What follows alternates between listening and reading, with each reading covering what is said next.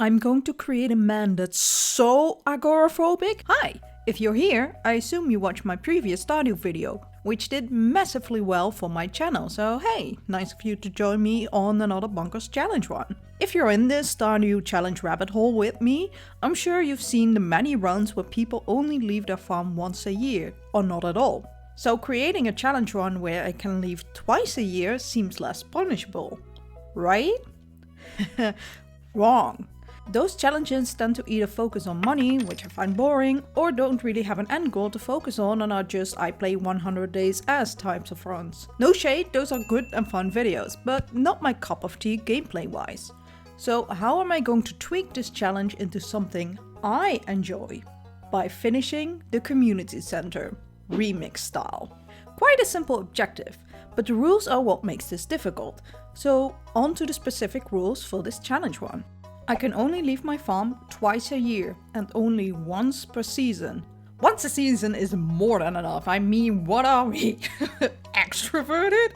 I also cannot talk to villagers unless absolutely necessary, like when forced into a cutscene, completing a quest, or interacting with them at a shop. I cannot socialize with them outside these conditions or give them gifts. My standard rules, besides remixed bundles only, for all my Stardew challenges are that the Joja route is off limits, I can't use mods or exploits, and can't upgrade the garbage bin. That's all you need to know for now. Let's dive into it. I call my hermit Theo and choose the beach farm. I plant the parsnips that were brought by some guy named Lewis and accidentally overexert myself. Well, I'm sure I won't make that mistake again. Okay. Though I'm off to a bad start, it doesn't really matter that much as there's not much for me to do at all except deplete my energy. I have to wait until at least day 5 before I can unlock the community center. Since that's the day my parsnips are grown and I could really use the gold, I decide to go the next day, on Saturday. For my first outing, I got a couple things on my list I need to do, but the real challenge only starts with my second outing. I do make sure to prep in advance for Saturday. Since I barely have any space in my backpack, I only bring along my pickaxe and make sure to craft 2 wooden chests and 4 field snacks. That morning I sprint out of my cabin and go down to the woods where I try to find all the spring forageables. Since I have remix bundles, I need to make sure to grab some spring onions as well. Then I make my way over to the beach to retrieve my fishing pole. I also make sure to pick up the forageables here in case I get the crab pot bundle. I place my first chest and see it's already 9 AM and rush towards Pierre. Now, the spring bundle is one of the bundles that is guaranteed, so I grab all of those seeds including the 2 spring flowers in case I get the flower bundle. I then go back to my farm, grab the 5th forage bowl and dump all my seeds. I'm not going to plant them on an outing day as time is of the essence. I walk back towards the town river and start fishing. Since I have a beach farm, I can only gather freshwater fish on outing days. There are a couple of fish that are always guaranteed, and I want to make sure to catch them immediately. I realize that I haven't unlocked the community center and make sure to trigger the cutscene. I hit the bundle because if I didn't, I would have wasted an entire year. Then it's time to go to the mines. I place my second chest I brought along and place it near the elevator. The rest of the day I spend in the mines. I make sure to get at least 25 copper ores and reach level 10 in the mines. Deep in the night I return to my farm and the next morning a strange man called Clint shows up, giving me the furnace recipe. I plant the seeds I bought yesterday and then start fishing. Yeah. This is basically all I'll be doing until my next outing, which I've decided will be an early rainy day in fall, so I can catch all the freshwater fish for the bundles. And while I will have to do very tedious work, you are watching a video, you lucky fucky bastard. Let's cue the montage.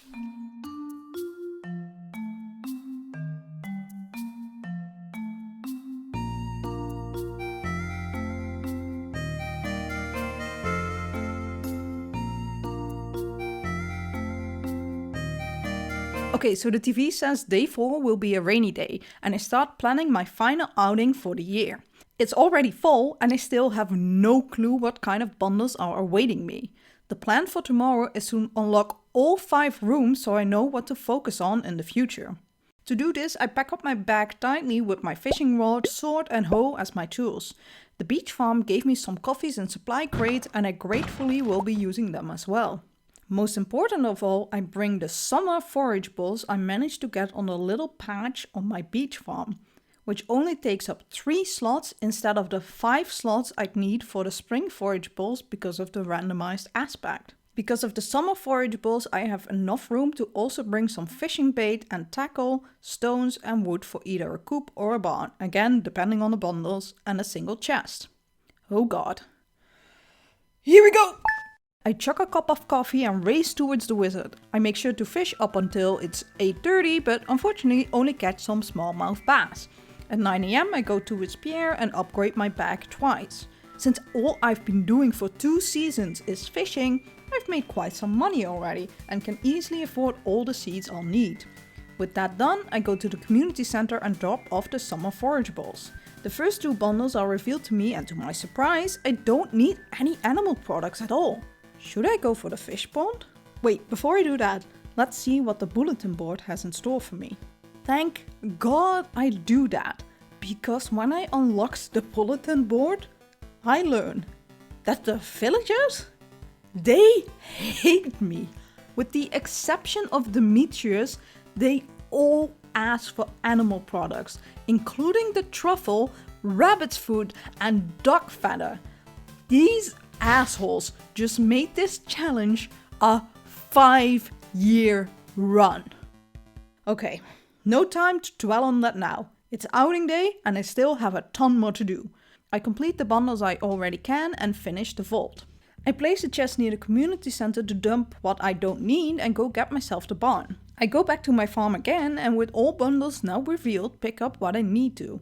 I use one of the beach warp totems I got and then rush towards Clint before he closes up shop to crack open all these geodes I've been fishing up, which I then ditch in the museum.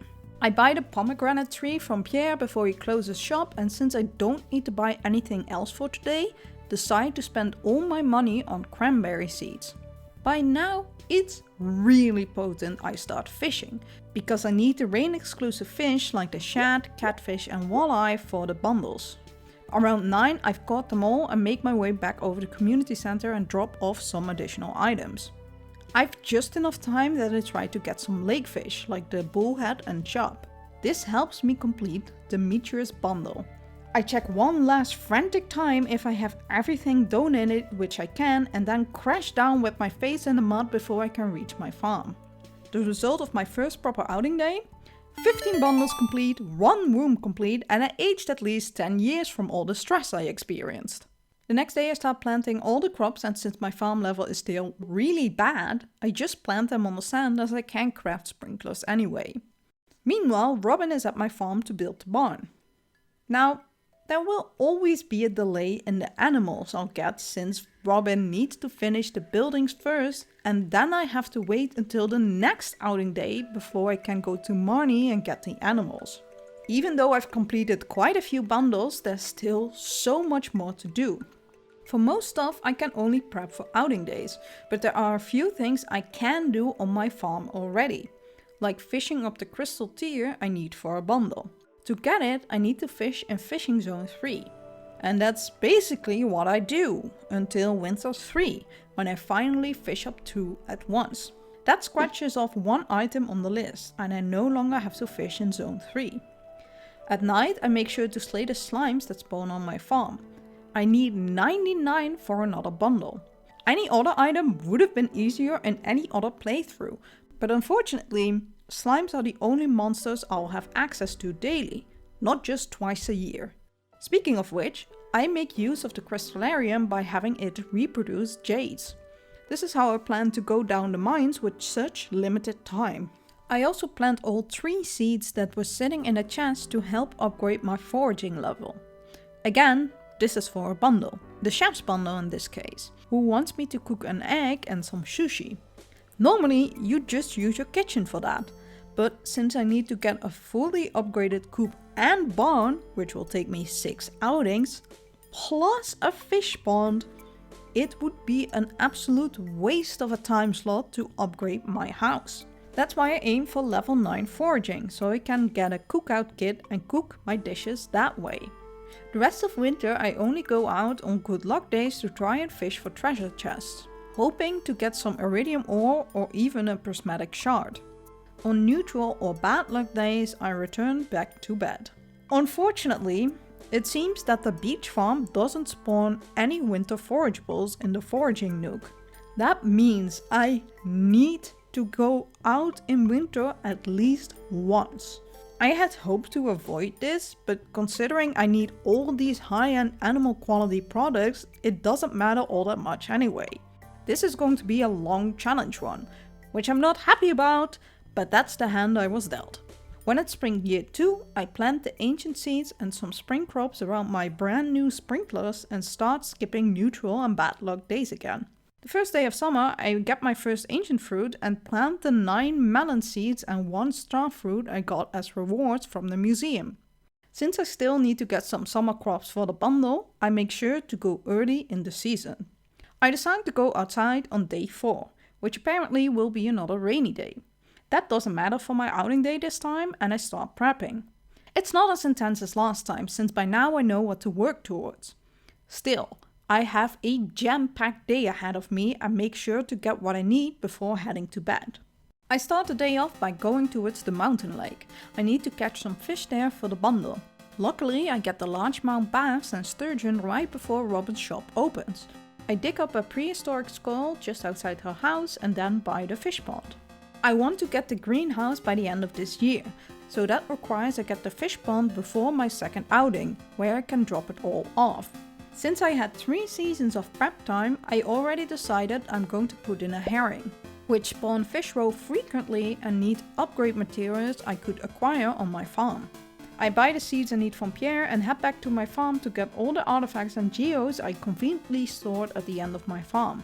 I then rush over to Marnie's and get 2 cows I named Tirelier. I drop the items off at the museum, open up geodes and make sure to upgrade my axe. Using a far warp totem, I put all items I don't need anymore in the chest and head for the desert. There, I buy some beads and deluxe speed grow and catch the scorpion carp, completing the legendary fish bundle. I'm actually having an amazing pace this day and drop off some stuff in a community center and finish the fish tank. This is, however, where the day slightly derails and spins out of my control. I'm no longer efficient with how I travel, but put the battery and rainbow shell in the right place. I then go back to the mines and try to dive deeper. Unfortunately, floor 14 of the mine absolutely wrecks me. I do end up finding a ladder, but it took so much time. Not that it matters, because I did everything I needed to do way ahead of time. Mining wasn't even on my to-do list and only optional. So really, I shouldn't be miffed at all. This was an amazing third outing day. On day 6 I realize I forgot the milk pail. What are you? An idiot sandwich. I also can no longer skip days because I need to water my crops and attend to my fish pond. A few days later I get my first fish roe and my cows are grown. Since I'm skipping days, I sometimes go to bed before night falls. On days when I do go out, I make sure to stay up and hope for some slime spawns. For the bundle. Because what else? I get to level 8 farming, which finally gives me access to the keg. Since I have to finish the brewer's bundle on my next outing, I craft 3 kegs and put in the ingredients I saved for this moment. By day 18, my blueberries are ready. Don't mind the herring aftertaste. I'm sure it's nothing. A few days later, I get to level 9 farming and get the seed maker. I saved a few ancient fruits for this moment, so when I get the greenhouse, I can immediately plant a bunch. I also get the 15 herring roe I need, and I had enough sense in my prep time to save some squids I caught in winter. Getting an additional 15 aged roes would take too much time, but I only need a single squid ink. So I get rid of all my herrings and drop in the 3 squids. I also would like to say, I'm incredibly grateful for the many rainy days I got in summer. I was not looking forward to watering all my crops, but I needed to up my farming fast to get to the keg and seed maker. All those rainy days certainly made that a lot easier. On the first day of fall, I get the squid ink and pluck a pomegranate. This means I have all the items I need to get the greenhouse and go out on the first Sunday of fall. However, on day 4 I realized I should have planted the beets. Even with the speed grow, the beets aren't grown on day 7, so I decide to go next Sunday. Why do I need the beets? I have a bit of a crazy gamble planned, literally. I need to get access to the casino for my 5th outing. But I'll tell you more about that after outing day. Okay, prep time. Once again, my list of to-dos on my outing day is long. I already planned out an ideal route and bring along all items accordingly. With a good luck day and some coffee in my system, I make my way up to the mountains and receive a silly little hat. I reach floor 20 of the mines and thanks to a slime level get enough slimes for the bundle. With that I go to Robin and upgrade the barn and then make my way over to the community center and finish the pantry and some additional bundles.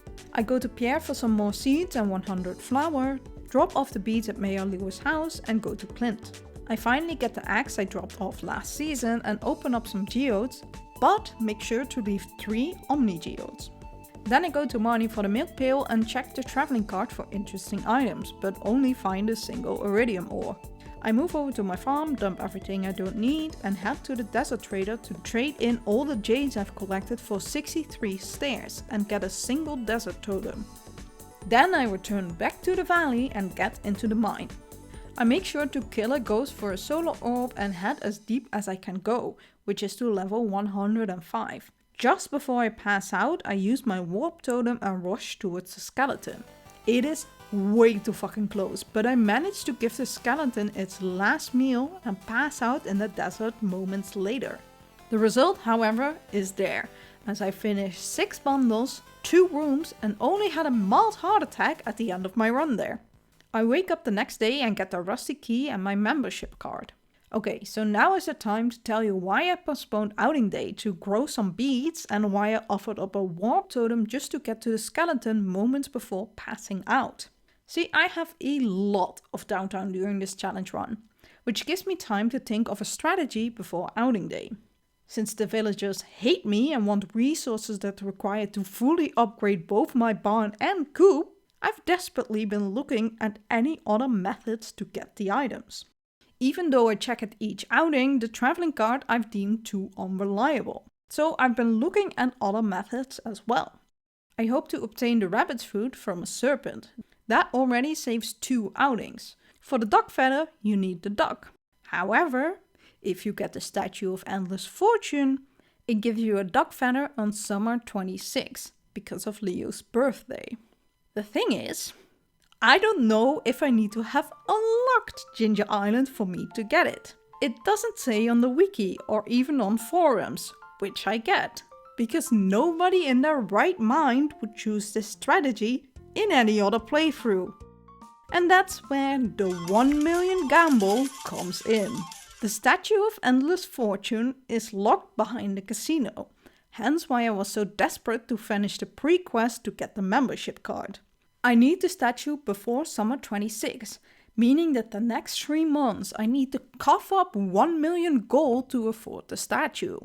This was another reason why I made sure to finish the greenhouse in time and did not sell the ancient fruits but put them in the seed maker. This way they can grow in my greenhouse instead. On winter day 9 I get my first ancient fruit harvest in the greenhouse, giving me 51 fruits total. I have about 10 kegs, but not enough copper ore to build any more.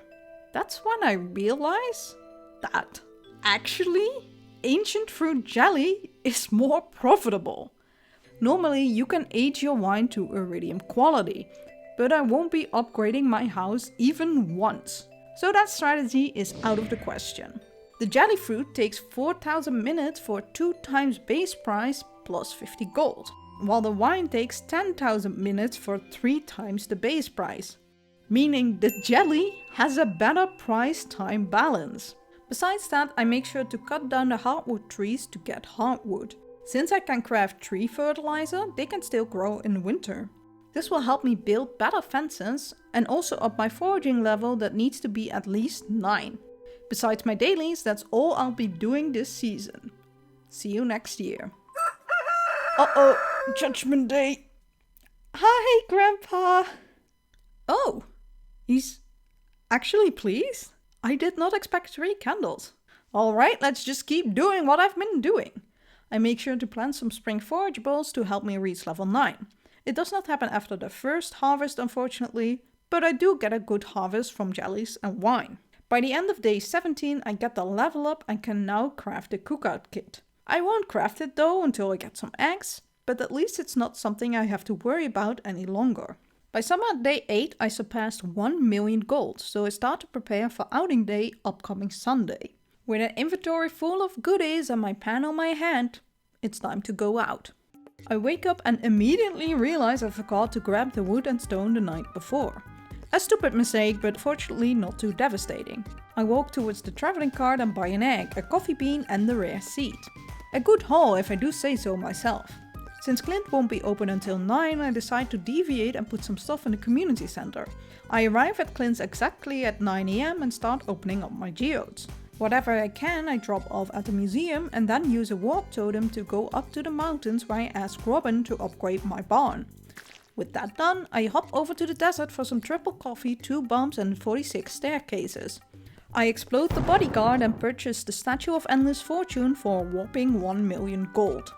Back in Pelican Town, I buy some more copper ores and then upgrade my pickaxe. With the copper ores I bought, I make some cherry bombs, and with 2 more items drop off in the museum, head towards the mines.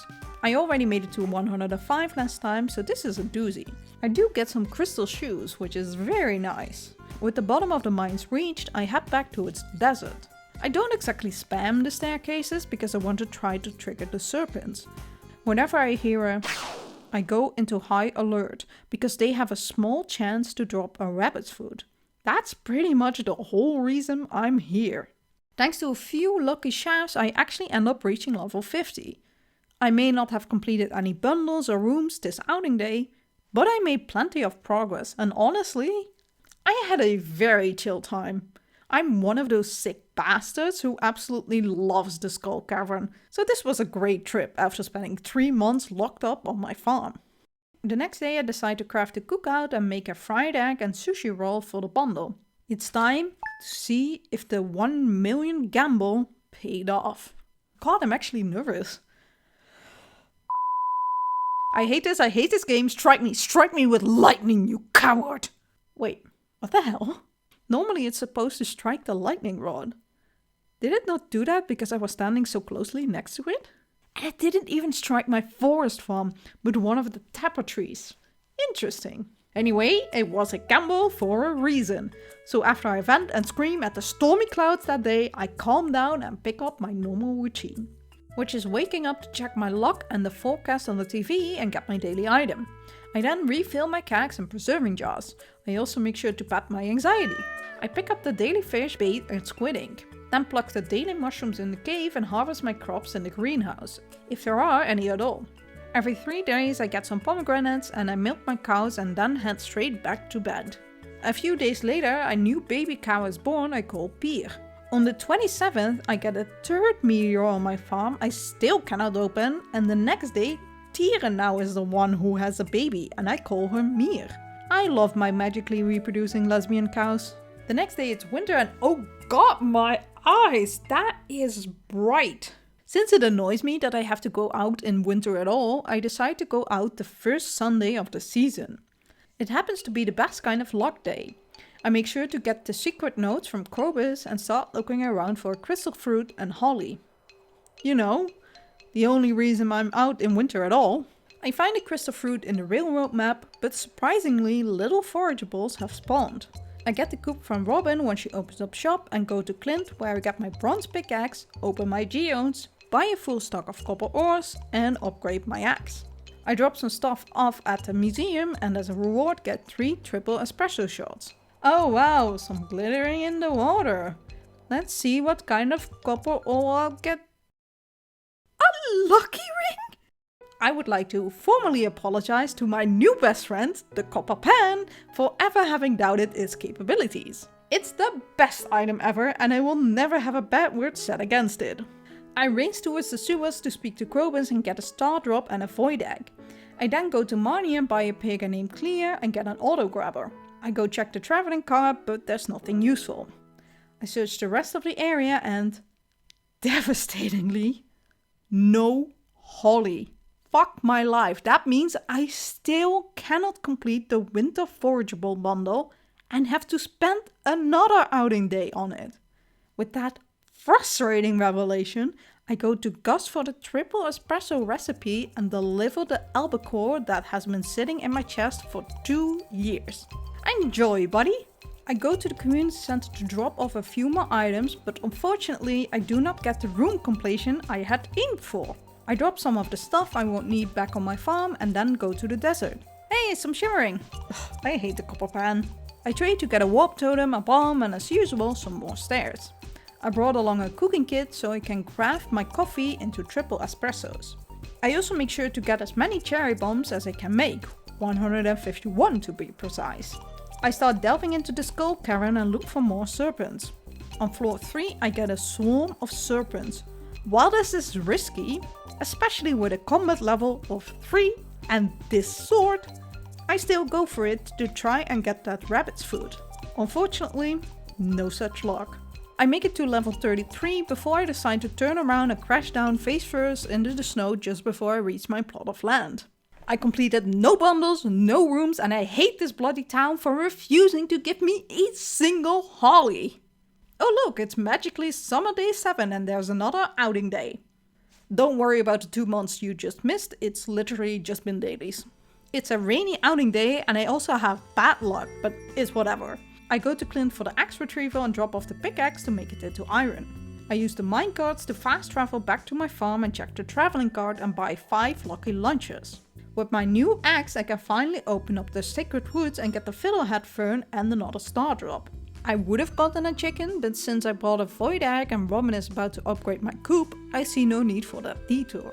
Also yes, I could have just bought 10 void eggs from Krobus and be done with it, but honestly, where's the fun in that? It's not like it's going to speed up my run in any way, so I might as well put in the effort. I complete the chef's bundle and then go to the desert.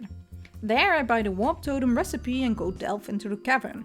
I do not get a rabbit's food, despite being attacked by several serpents, but I do make it to level 65 and pass out right after I kill my last serpent for the season. Now that there's less and less to focus on, outing days become far more frustrating, because if the one thing I want doesn't work, the whole day feels like a waste. Oh well, at least I completed a single bundle. By summer day 9 the coop is ready and I incubate my first void chicken. I also have a very unorthodox way of tilling. I finally reach level 10 foraging and after that my animals get it on. Seriously, I don't know what happens after I go to bed at 8 in the morning, but Theo has some baby crazy animals on his farm. First, Pier gives birth to Gier. Then my chicken Sier is hatched. A few days later, Clear gives birth to a baby pig I name Vampire. Then my dinosaur hatches I call Bier, then get 2 chickens I call Lier and Dier. Intermission break! It's been 4 years and Mayor Lewis still tries to invite me to the festivals. See you there? Is that a threat? Anyway, I forgot I already had an animal called Lear, so this chicken doesn't count. Then I get another newborn cow and call her Veer. Then I get another comet because having 3 on my farm wasn't good enough, I suppose. What the hell is going on in this playthrough? And then I got my final chicken I call Heer. With Heer here, I realize I have too many animals. Since I have too little hay to care for them all throughout winter, they're better off sold. And quite honestly, even though this sounds harsh, but these animals are no longer needed for this playthrough. Winter day 7 is a good luck day, but I refuse to make this my day out because of what happened last year. By winter 13, I no longer have enough hay for the animals still on my farm. Luckily, tomorrow will be my outing day. Never mind, I have bad luck, I'm not going out. See you in a week. That's even worse luck. Ugh, screw it. Let's go for it. I got a duck egg from the traveling merchant, which is a lot cheaper than bought from Marnie and had for the secret woods. I got you now, you little shit. I get 999 hay from Marnie and get another auto grabber. I go to Clint and break open some geodes and upgrade my pickaxe. Through another totem, I go to Robin and upgrade my coop a final time. I then head to the community center and complete 2 bundles and finish the craft room at last. At Krobus I get some solar essences so I can craft a glowstone ring and buy the return scepter, because why not? I have 2 million gold to spare after all. With the scepter I swing back to my home, dump some stuff and go to the desert. I descend to level 122 without even a hint of a rabbit's foot or prismatic shard, and then pass out before a ghost can catch me. The bridge is fixed, but all my attempts at finishing this challenge earlier than year 5 have failed. And despite the bad hand I got dealt at the start, I do feel that's on me. By winter 27, my duckling hatches and I call her Papier. Year 5. The first Friday is a good luck day and I decide on an impromptu run. I use a warp totem to go to the Skull Cavern until it's 9 AM and then use a warp totem to go to Robin's. I buy a silo because I'm sick of filling up the hay by hand. I go to Clint to pick up my golden pickaxe and open up some geo... Oh my god. So you do exist after all. I drop off 2 more items at the museum, but not the prismatic shard. Head over to Mani's for the moment I had wanted to avoid at all costs and buy a rabbit, who I call Kwartier.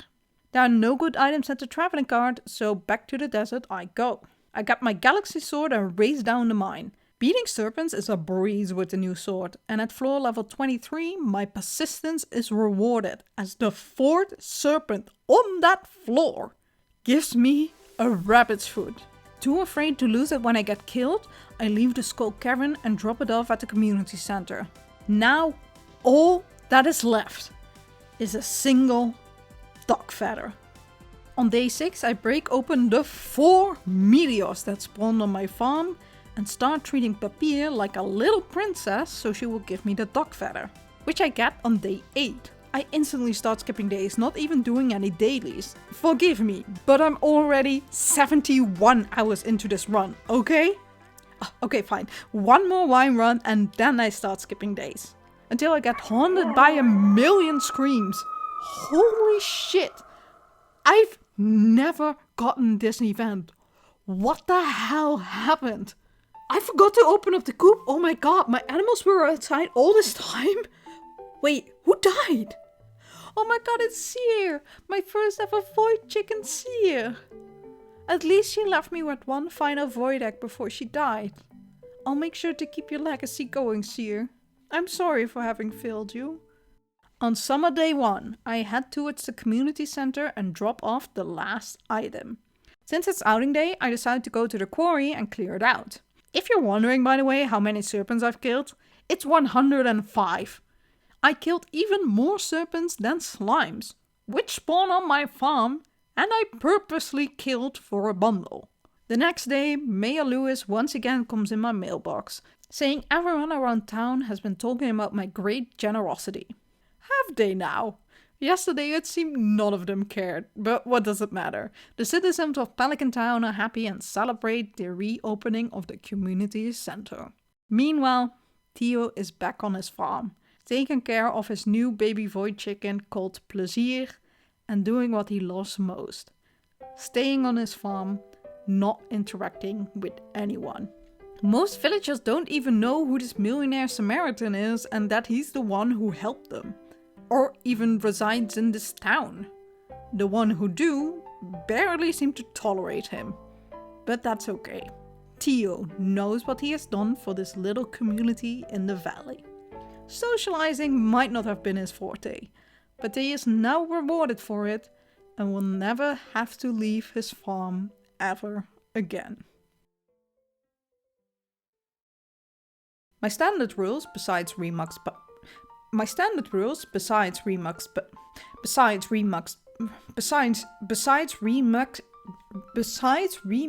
bundles only. This language was not created for a Dutch person to say it. I'm just I'm just putting that out there.